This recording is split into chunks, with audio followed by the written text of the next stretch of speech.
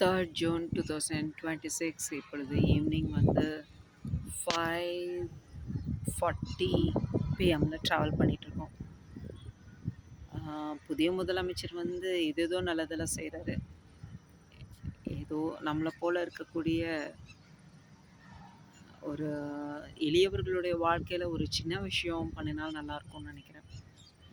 Case இன்னைக்கு வந்துச்சு 942 இன்னைக்கு ஸ்லிப்பு.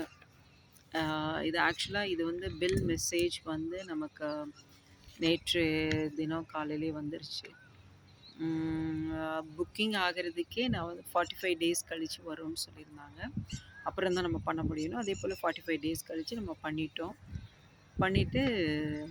ஆஃபீஸ்லேயும் கூப்பிட்டு ஒரு டைம் வந்து கன்ஃபார்ம் பண்ணிட்டோம்.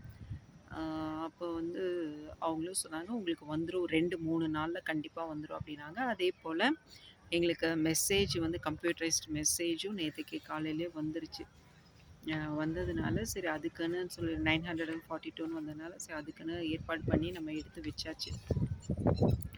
அப்புறம் இங்கே வந்து கொடுக்கும்போது அவங்க வந்து எக்ஸ்ட்ரா கேட்குறதுங்கிறது இங்கே வந்து ரொம்பவுமே ஒரு ரொம்ப நெருக்கமான காரியங்கள்.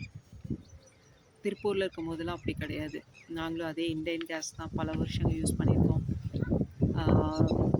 ஒரு தடவை நம்மகிட்ட இருக்குது, ஒரு தடவை இல்லை, ஆனால் இப்போ இல்லைன்னா அதிகம் கொடுங்க அப்படின்னா சரிக்கா பரவாயில்ல அப்படின்னு சொல்லி போயிடுவாங்க. அடுத்த டைம் நம்ம கொடுக்கும்போது கூட ஏதோ நம்ம வீட்டு செலவு வரும்போது கூட ஒரு 10-50 எடுத்து வச்சு கூட பரவாயில்ல அந்த அண்ணா அன்னைக்கு பரவாயில்லன்னு போயிட்டாங்க அப்படின்னு சொல்லி நம்ம எடுத்து வச்சு கூட கொடுப்போம். ஆனால் இங்கே வந்து அப்படி கிடையாது. கட்டாயம் நீங்கள் கொடுத்து தான் ஆகணும். அது அது வந்து ஒரு 40 ரூபா 50 ரூபாய்னா கூட அவங்க முகம் சுளிக்கிறது. 100 ரூபானாலும் கண்டிப்பாக கொடுக்கணும். அது அவ்வளோக்கு இல்லைனாலும் கண்டிப்பாக ஒரு 50 ரூபானாலும் கொடுக்கணும். நாங்கள் ஊழியம் பண்ணுறவங்க தான். ஸோ வந்து எங்களுடைய சூழ்நிலை என்ன இது எங்களுக்கு உணவின் காரியங்களில் இருக்கிறத நாங்கள் எடுத்து பண்ண முடியும். சரி, இந்த 942 வந்து நம்ம உணவுக்குன்னு இருக்கக்கூடிய பணத்தை தான் நம்ம இதுக்கு எடுத்து பண்ணுறோம். இப்போது என்னென்னா இவங்க நம்ம இங்கே எக்ஸ்ட்ரா வந்து நம்மளால் அதிகம் கொடுக்க முடியல, ஒரு 50 ரூபா போல் அவ்வளோதான் கொடுப்பேன். இப்போ இந்த மாதம் அதுவும் இல்லை, என்கிட்ட 942 தான் இருக்குது. அப்போது செல்வராஜுங்கிறவங்க தான் நமக்கு கேஸ் சர்வீஸ் இது கொண்டு வந்து டெலிவரி போடுறோம். அப்போது அவங்களுக்கு அநேக டைம் கூப்பிட்டாலும் ரெஸ்பான்ஸ் பண்ணுறதில்ல. அப்புறம் கூப்பிட்டா எனக்கு எப்படி தெரியும் எந்த டைம் வருவேன் நான் எப்படி சொல்ல முடியும் அப்படின்னு அப்படி தான் ரெஸ்பான்ஸ் பண்ணாங்க, ரிப்ளை பண்ணாங்க. ஆனால் சரி நீங்கள் இன்றைக்கி கேஸ் சுத்தமாகவே தெரிஞ்சிச்சு, காலையில் இப்போ எப்படி ஒரு 12-1 மணிக்குள்ளே நாள் வருவீங்களா மதியத்துக்குள்ளே, இல்லை சாயந்தரம் எத்தனை மணிக்கு வருவீங்க, நாங்கள் கூட வெளியில் பாப்பாவுக்கு கிளாஸஸ்லாம் போக வேண்டியது இருக்குது அப்படின்னா எனக்கு என்ன தெரியும் அப்படியே தான் சொல்லுவாங்க. இப்படியே சொல்லி லாஸ்ட் 4 மந்த் எங்களுக்கு ரொம்ப பழி வாங்கிட்டாங்க. எப்படின்னு கேட்டால் எங்களுக்கு வந்து பில் மெசேஜ் கம்ப்யூட்டரைஸ்டு மெசேஜும் வந்துட்டு எங்களுக்கு டெலிவரி டேட்டு அந்த இன்றைக்கி உங்களுக்கு வந்துரும்னு சொல்லி ஆஃபீஸ்லேயும் சொல்லிட்டாங்க. இவங்களும் சொல்லி எங்களுக்கு பர்ட்டிகுலராக எங்களுக்கு 4 நாள் பக்கமே கொண்டு வந்து கொடுக்கல. இது வந்து கடந்த 4 மாதமாகவே அப்படி தான் நடந்துட்டுருக்கு.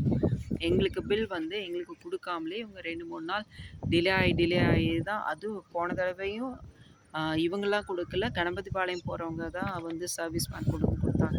ஸோ அதாவது எக்ஸ்ட்ரா கொடுக்க வேண்டிய காசு நம்மளால் கொடுக்க முடியலைன்னா கேஸே நமக்கு கொண்டு வந்து டெலிவரி பண்ண மாட்டாங்க. இதுதான் சூழ்நிலை. இன்றைக்கி நான் என்ன பண்ணி இன்றைக்கி சுத்தமாக தீர்ந்துருச்சு அப்படிங்கிறதுனால நம்ம வந்து கூப்பிட்டு சொன்னோம். இவங்களும் வந்து ரெஸ்பான்ஸ் பண்ணல. எனக்கு என்ன தெரியும், நான் எப்போ வர முடியும்னு எனக்கே தெரியாது அப்படின்னு சொல்லிட்டு ரொம்ப அப்படி சொன்னேன்னா எனக்கு ரொம்ப வருத்தம் ஆகிடுச்சு. சரி அந்த ஆஃபீஸ்லனாலும் கூப்பிட்டு கேட்கலான்னா அந்த பொண்ணும் வந்து இன்றைக்கி வந்துடுங்க அப்படின்னு சொன்னாங்க. சரி நீங்களாலும் சொல்லுங்கள் அவங்களுக்கு, கொஞ்சம் பகல்லையே ஒரு மதியத்துக்குள்ளேயே கொண்டு வந்து கொடுத்தா பரவாயில்ல அப்படின்னு. அவங்களும் சரின்னாங்க. அப்புறம் அதுக்கு மேலே ரெஸ்பான்ஸ் பண்ணல. யாருக்கு ஃபோன் அடித்தாலும் எடுக்கிறது இல்லைங்க, அதுதான் முதல் விஷயம். அப்புறம் 10 தடவை 20 தடவைக்கு மேலே அடித்தா தான் எடுக்கிறாங்க. அப்போது காசு இல்லைன்னா எதுவுமே நடக்காதுன்னு கவனிங்க. இதே தான். அப்போது அவங்க முதலாளி நம்பர் இன்றைக்கி தான் வாங்கினேன். அப்புறம் அவங்கக்கிட்ட இந்த மாதிரின்னா எங்களுக்கு பில்லெல்லாம் வந்துருச்சுங்க மெசேஜ். ஆனாலும் வந்து இன்றைக்கி வர வேண்டியது இன்றைக்கி அவங்க ஃபோன் பண்ணால் எப்போ வருவேன்னு எனக்கே தெரியாது அப்படிங்கிறாங்க. எனக்கு என்ன தெரியும்னு கேட்குறாங்க. நாங்க எப்படி இன்னைக்கு வருமா இல்லையான்னு நாங்க எப்படி உறுதியோட இருக்கிறது? ஏன்னா வீட்ல வேற சுத்தமாவும் கேஸ் இல்ல. சாயந்தரத்துக்கு மேலனா நாங்க வெளியில போயிருவோம். அதனால தான் வந்து கேட்குறேன் அப்படின்னு. அவங்க சொன்னாங்க, "உங்களுடைய புக்கினுடைய ஃபர்ஸ்ட் பேஜ் வந்து அட்ரஸோட இருக்கிறத நீங்க அனுப்புங்க. நான் பார்த்து சொல்றேன்." அப்ப அவங்க வந்து எனக்கு ஒரு மெசேஜ் பண்ணாங்க. 2, 3 நாள்ல வந்துரும் அப்படின்னு அவங்க மெசேஜ் போடுறாங்க. எப்படி? நான் புக் பண்ணினதுலேருந்து 2, 3 நாள்ல வந்துரும்ன்னு சொல்லிட்டு ஆஃபீஸ்ல அந்த ஸ்டாஃப்பும் பேசிட்டாங்க. அடுத்து கன்ஃபார்மா எனக்கு மெசேஜும் வந்துருச்சு. அமௌண்ட்டோட அ பில் ஆயி. அப்புறம் இன்னைக்கு காலையிலே குடுக்குறேன்னு ஆஃபீஸ்லயும் சொல்லிட்டாங்க. அந்த டெலிவரி மேன்னு சொல்லிட்டாங்க. அப்புறம் இவங்க வந்து இந்த மாரி மெசேஜ் போட்டாங்க. சரி, இவங்ககிட்ட சொல்லி பிரயோஜனம் இல்ல போல இருக்கு. அப்படின்னு சொல்லிட்டு ஆனாலும் எங்களுக்கு வந்து கடைசி ஒரு 4 டைம்லாம் எங்களுக்கு பில் வந்து இன்னைக்கு டெலிவரி பண்ணேன்னு சொல்லியே 2, 3 நாளுக்கு மேல எங்களுக்கு டெலிவரி பண்ணாம இருந்திருக்காங்க. ஸோ இந்த டைம் அப்படி எதுவும் ஆயிறக்கூடாதுன்னு தான் நான் இவ்வளோ டைம் கேட்குறேன் அப்படின்னு சொன்னேன். அதுக்கு வந்து அவங்க என்ன சொன்னாங்க, ஆ, நான் என்னன்னு பார்க்குறேங்க அப்படின்னு. ஆனால் முக்கியமாக எக்ஸ்ட்ரா சார்ஜ் வந்து எங்களால் குடுக்க முடியறதில்ல. அதனால கூட அவங்க அப்படி பண்ணுவாங்களோ என்னமோ அப்படின்னதுக்கு, "நீங்க ஒண்ணும் குடுக்க வேண்டாம். அப்படி எல்லாரும் குடுத்து பழகிட்டாங்க. நீங்க வேணா குடுக்க வேண்டாம்." அப்படின்னு சொன்னாங்க. சரி, அப்ப இவங்க கேட்க மாட்டாங்க போல தான் அப்படின்னு சொல்லிட்டு, இவங்க வந்தாங்க 942 ஜிபே பண்ணிட்டேன். அப்புறம் எங்களுக்கு குடுங்க அப்படின்னாங்க. ஆனா இந்த டைம் இல்லைன்னா அடுத்த டைம் வேணா அதை ஜிபே பண்றேன் அப்படின்னேன். அதுக்கு அவங்க சொல்லிட்டாங்க, "அப்ப இனிமேல் நீங்க பொங்கலூரே வந்து கேஸ் எடுத்துக்கோங்க. இனிமே எனக்கு ஃபோன் பண்ண வேண்டாம் நீங்க." அப்படின்னாங்க. ஆனா உங்க முதலாளி கூட சொன்னாங்களே, "நீங்க வந்து குடுக்கலைன்னா பரவால்ல. எக்ஸ்ட்ரா காசு வந்து குடுக்க தேவையில்ல." அப்படின்னு சொன்னாங்களே அப்படின்னுட்டு, அப்ப முதலாளிகிட்டயே பேசிக்கோங்க. அவங்களவே கொண்டு வந்து குடுக்க சொல்லுங்க. என்னைய கூப்பிடாதீங்க இனிமே. நான் கொண்டு வந்து தரமாட்டேன் அப்படின்னு சொல்லிட்டு போறாங்க. அதாவது பொருளுக்கு காசு குடுத்து வாங்குறோம் அது ஒரு விஷயம்.